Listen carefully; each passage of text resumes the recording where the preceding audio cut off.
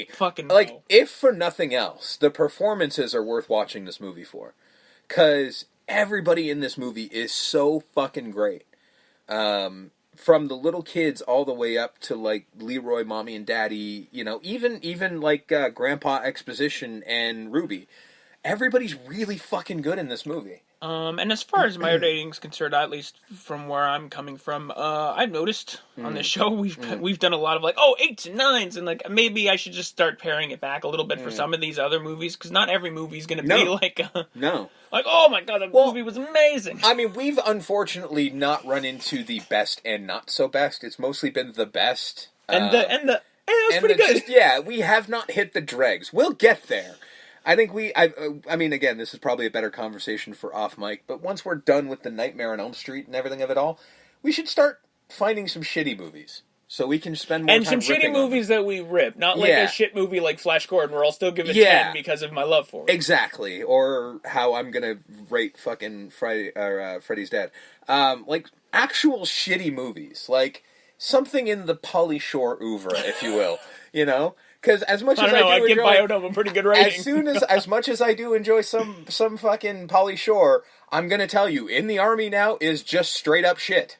Yeah. So that's the kind of. So I guess that'll be our promise to us and promise to you in the future that we will start to deliver the not so best part of our. I think that's what our issue is, and that's why like I'm still cool with giving higher ratings for now, just because we're picking movies that we're picking movies I really like. Or at least these last couple months. Yeah. You know. I mean, I think the lowest rating I've given so far was Meteor Man, and I think I still gave that like a 5, which I'm like, because I mean, it wasn't altogether unenjoyable. It just was never something I would ever watch again. Right. So, we need to get to crap. As far as MVPs are concerned, it's Mommy and Daddy for me. Mm-hmm. Evan McGill and Wendy Robbie. There is just steal the shit out of this movie. Like, and once they enter the picture in full Mommy and Daddy mode, they own it. Like. Everyone else. Like once Give Daddy showed up, I'm like, well, you win. You win, Mr. McGill. Yeah, like I'm sorry, it's everyone else is playing for second place after that, so you can't say anything else. So we do continue outside of Elm Street. Yes. Staying in the 90s and the Wes Craven of it all. Mm-hmm. By going to a little. You know what? We promised the not so best, and we might actually deliver a lot sooner than we anticipated, sir. It just occurred to me what we're doing next week, so you might be right. This may be the lowest scoring one on the list. So we travel to Brooklyn next week. We do. Going way back to October 27, 1995. Yeah. The Eddie Murphy classic. Okay. Sure. Vampire in Brooklyn. Yeah. So, again, we might be promising a not-so-best a lot or sooner than we imagined, because that just occurred to me, from what I remember... This is not a good film.